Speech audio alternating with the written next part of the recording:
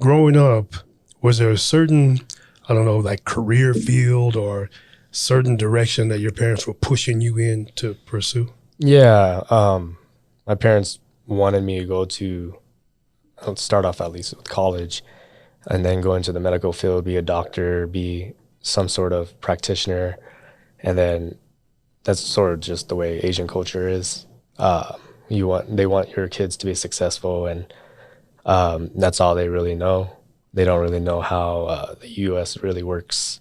Are you first generation? Were your parents born in the States? And Yes, I'm first generation. Okay, They so- were born in Vietnam. okay, so you're first generation. So it's a bit of culture shock. Yeah. So I get it. So you're born here, but they may not understand, like, I guess, American society, whatever. They came here with their values. Yes.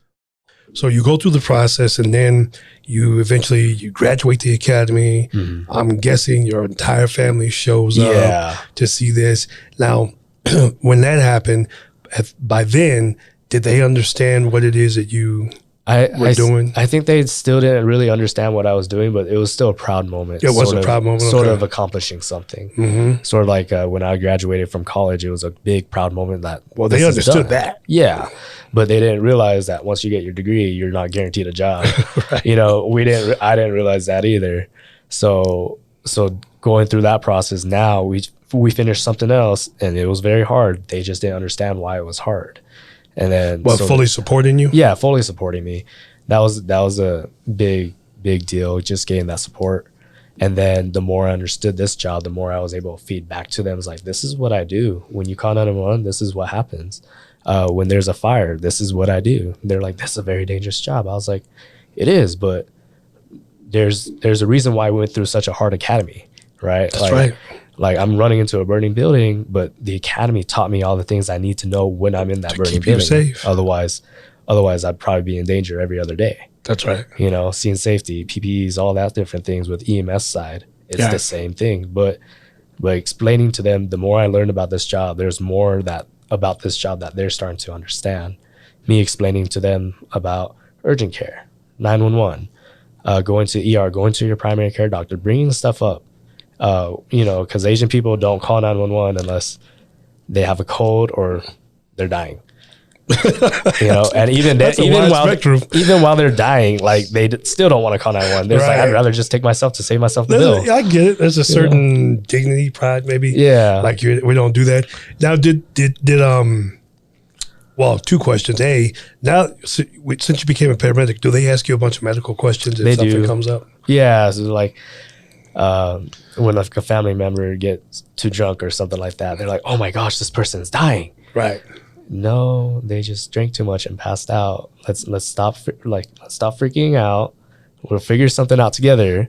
Sober them up. Let them get some water and let them rest. And then, you know, next thing you know, they're up and about. So they respect your knowledge. Yes. And then two, how did like you get out of the academy and the whole thing was there? How did this affect your younger siblings or even family members, like extended family? I think it's sort of like, because I was already in that role model. Like I was their They role look model. up to you already. Yeah. So I was already up there.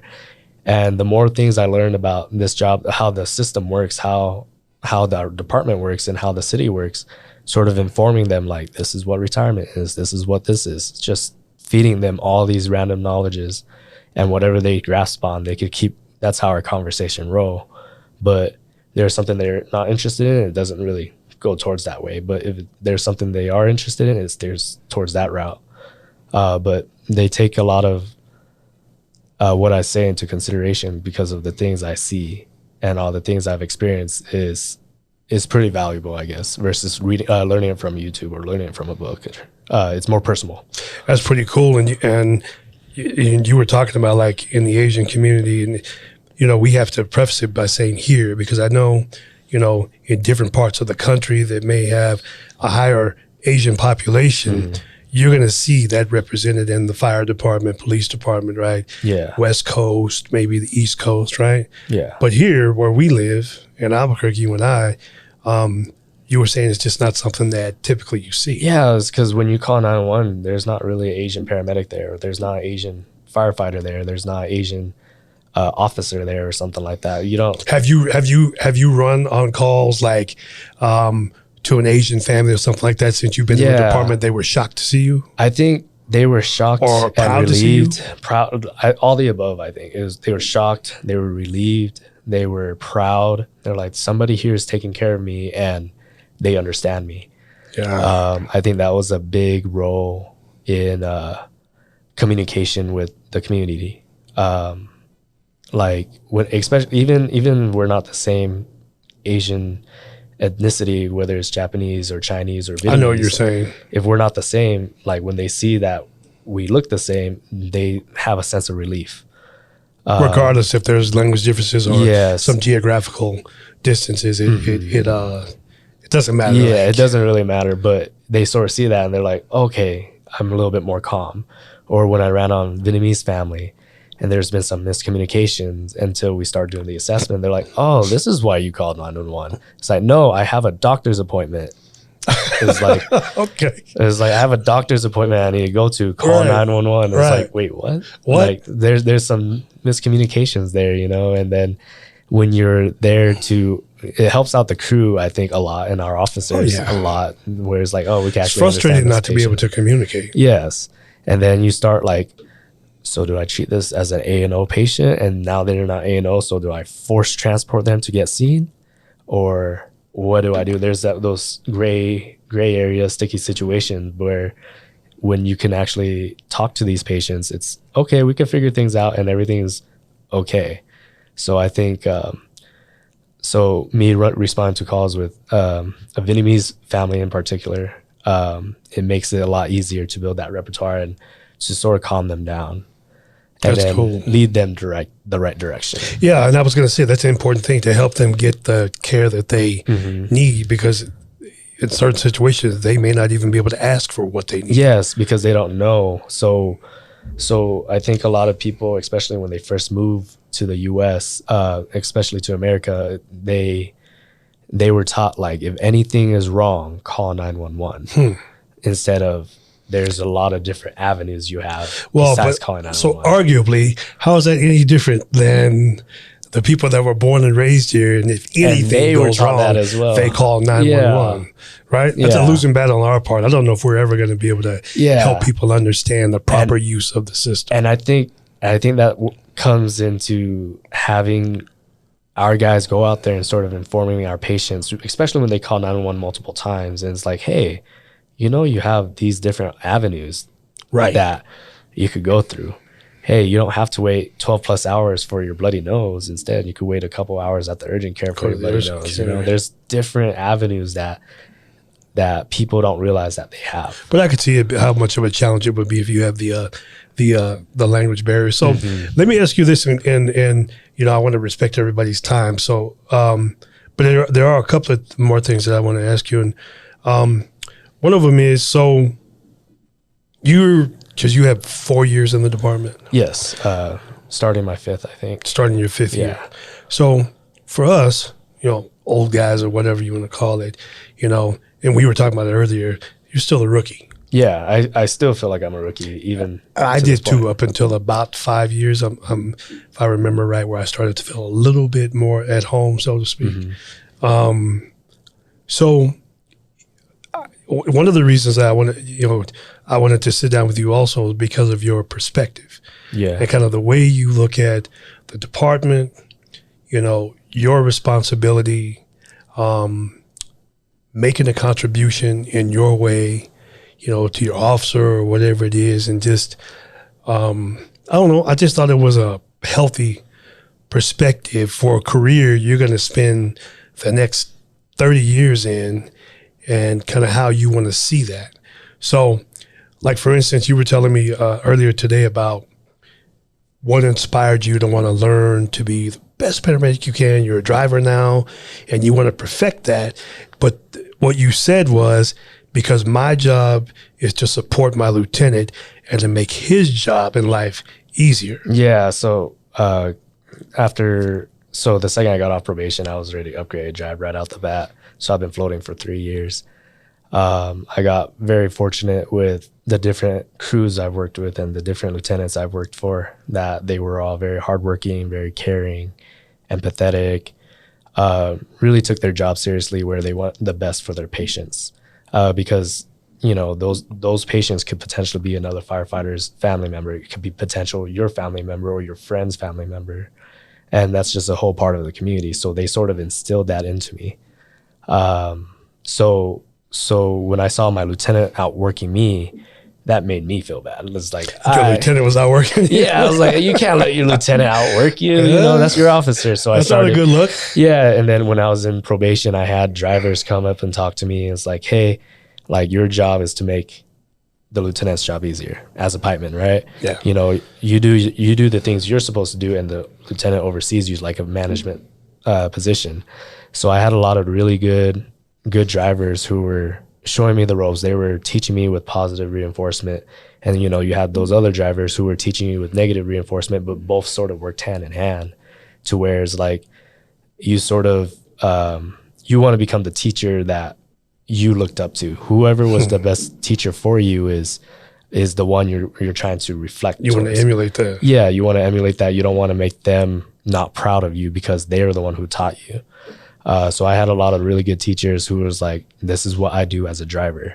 As a driver, I want to make my lieutenant's job as easy. Let me ask you a question real quick. I got to jump in. Do you think that your observance and kind of this, because what I hear when you talk is like this respect for your elders. Yeah. And do you think that has a cultural basis?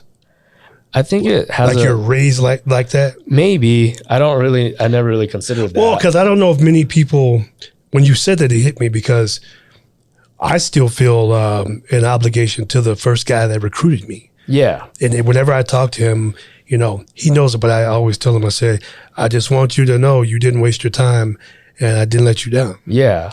I think I felt that same way with the firefighters I've talked to, like all my buddies who were firefighters recommending me go this route, putting their 2 cents in and giving me that letter of recommendation or whatever it is. Like, I didn't let you down, that I don't look bad. I didn't make you look bad through my actions. So I guess maybe it's not related to like your ethnicity or the ethnic culture, but more about just who you are as a person, and you feel that like gratitude. Yeah, because I think everybody has that favorite teacher when they were growing up, right? Everybody, but for different reasons. For different reasons, right? This one gave me candy. This one helped scolded me. Yes, but they scolded me. I became a great teacher. Right. I became a great student because she scolded me. Or this one, I became a great student because they rewarded me. However you were taught and what you learned the most from, they tended to be your favorite teacher. Yeah. And I think that sort of works with this job as well. Meeting all these wicked drivers and them teaching me the ropes and how to be a better driver or be a better pipeman, and then working with these aggressive and gung-ho lieutenants ready to go into a fire made me is like, I better not slack off. I better beat them to the door, It's like those guys are very hard to chase after, and even with medical calls and with the way they treated patients with compassion, it's like, I want to be like that. Was that surprising for you to see that level of empathy and compassion? It was a little bit, to be honest.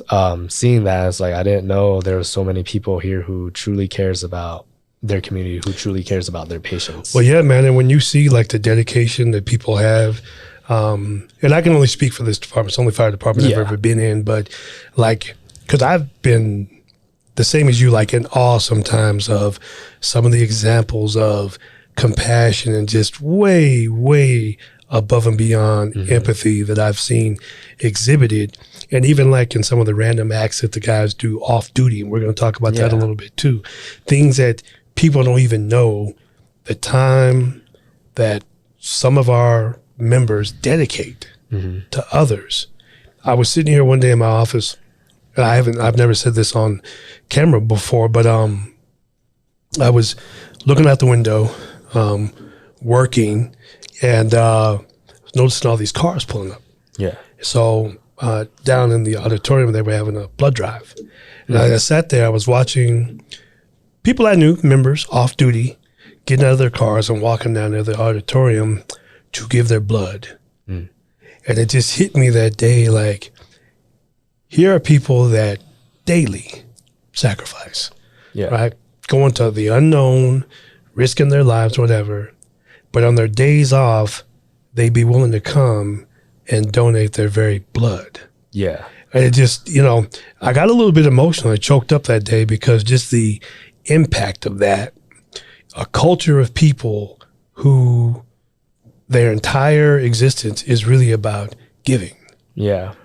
But this is their career. Yeah.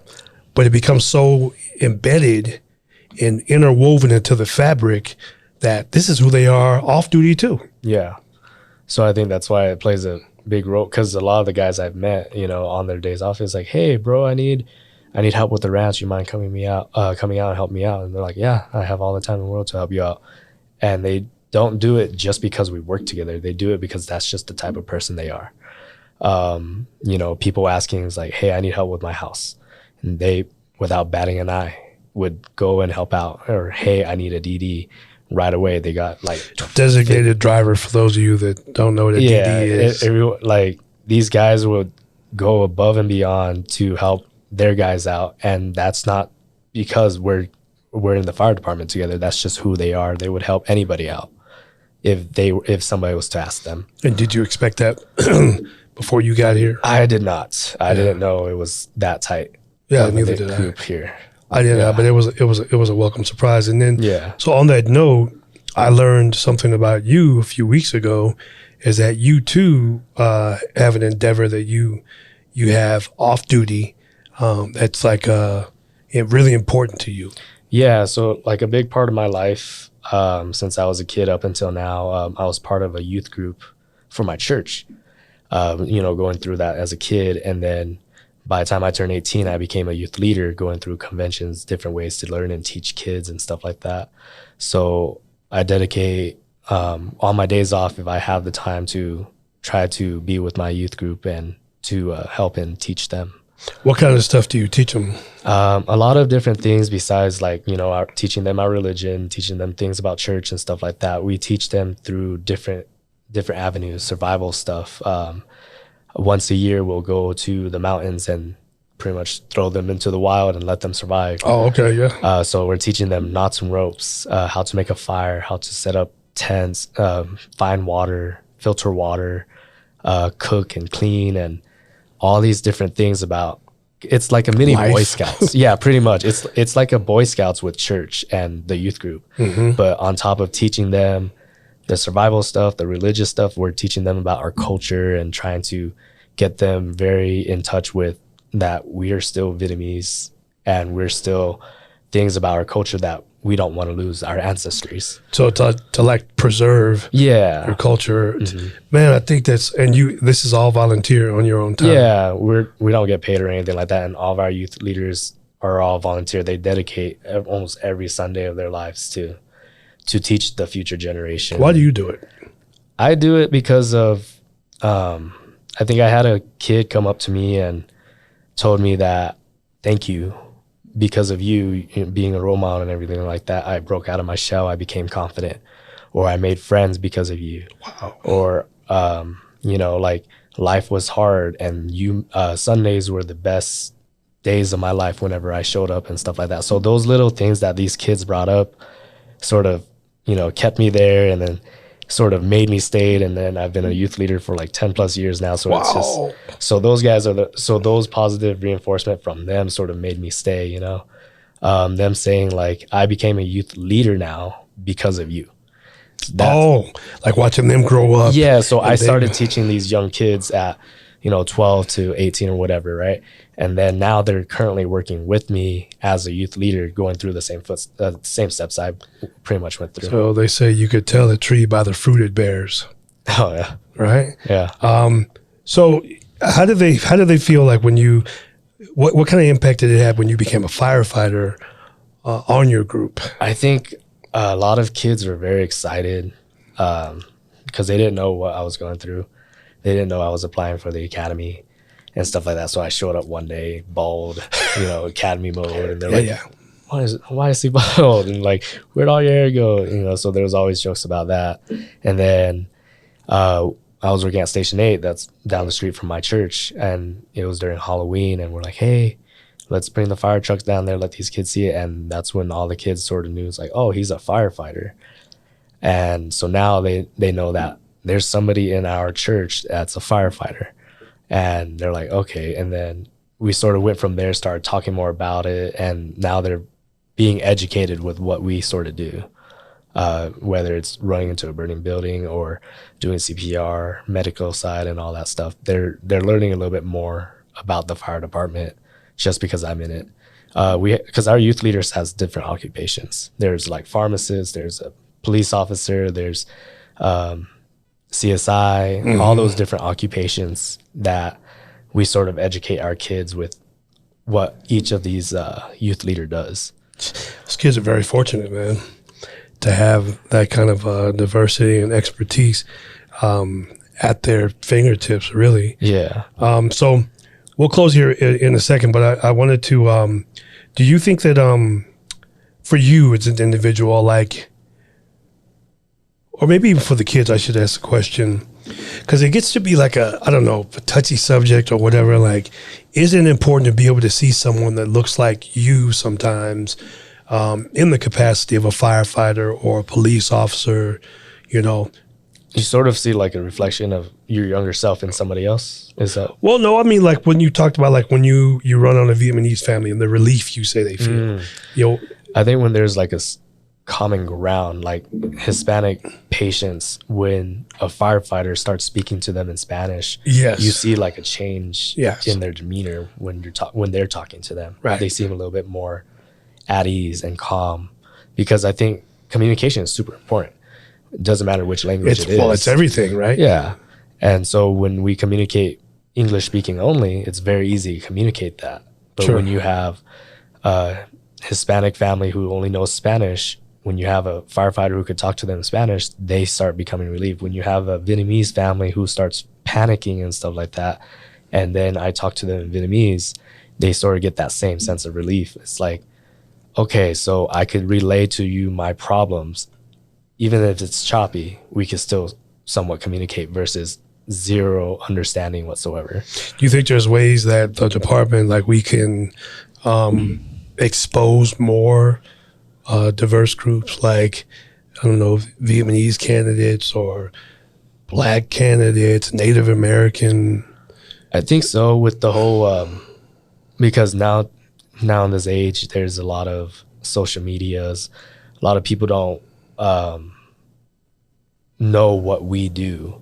So when we're going out there, especially what we're doing now with our PIO and with you guys doing these podcasts and stuff like that, the social media outlet, it sort of educates them all the different things we do. We don't just run into burning building and pulling people out of fires. Right. We're doing so many different things like HTR, hazmat, wildland, elevator rescue. You know, there's so many different things about our jobs. Arson, Swift water, arson, and heart program. There's so many different things. People don't FMO, realize. there's a lot. Yeah, people don't realize there's a lot of different things that you could do in this department. Well, you know, what we're supposed to be doing now with this series, and this is kind of a break from that, but Kyle and I are bringing each specialty division in and really having to sit down like this for that reason. Yeah. To really get out there, like, this is what we do, because this isn't your, you know, fire department from 60 years ago. Yeah. You know, the modern fire department is very diverse. You're all hazards, right? We respond to many different things. I want to tell you, man, and there's so much more we get into, because I wanted to get into a little bit more about young firefighters and kind of like what you and I were talking about earlier about taking care of your money, you know, really. Even though you're just starting, you should start thinking about retirement now and planning for that. But that doesn't sound... Sort of set yourself up for the future. Set yourself up. But I think for a lot of young firefighters, it doesn't necessarily mean young in age, just new to it, may not be thinking... Right, new to the department, may not be thinking to start now. Yeah. Right? But you were telling me earlier that you have started. You analyzed your paycheck and the way we're set up, our retirement, and, you know, deferred comp and all those things. Yeah. That we really don't talk about. I think it's sort of something you experience with the guys on the field or with the guys that you talk to that are about to retire. Those guys are very passionate in trying to help our guys out. Right. When you have guys out here telling you this is what I wish I did early on in my career, I think as a younger member in this department, you should be perking up your ears like, this is what he wanted to do 20 years ago. Why is it that should be pertinent to me right now? Because in 20 years, I might be saying the same thing. Or I could be in 20 years, I could be saying, in 20 years, I could be saying, I'm so glad I did this 20 years ago, instead of I wished I did this 20 years ago. So there's a lot of things that the younger guys don't really think about because no one's really telling them unless you're having these type of conversations. And maybe we should encourage more of these conversations, or that's kind of what, our job here is, to facilitate these conversations. And for those that want to hear it, they'll listen, and, but we try to encourage everybody. In closing, man, I really want to thank you for coming in, spending the day with us today. You helped out a lot today. Your story is inspiring, and I want to tell you that you're only you, so you can't see how you affect somebody else. But just your passion, your dedication, your humility, right, and just your enthusiasm to want to be here, to want to learn, to want to be the best and do your best is highly commendable. So I appreciate you. Yeah, man. You deserve that.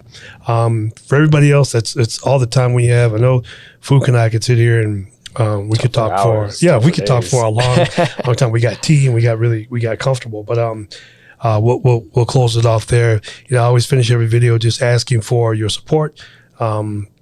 Follow the channel if you appreciate any of the content from myself, Dr. Pruitt, the case studies. I mean, there's a lot there for everybody. Like the videos, that helps.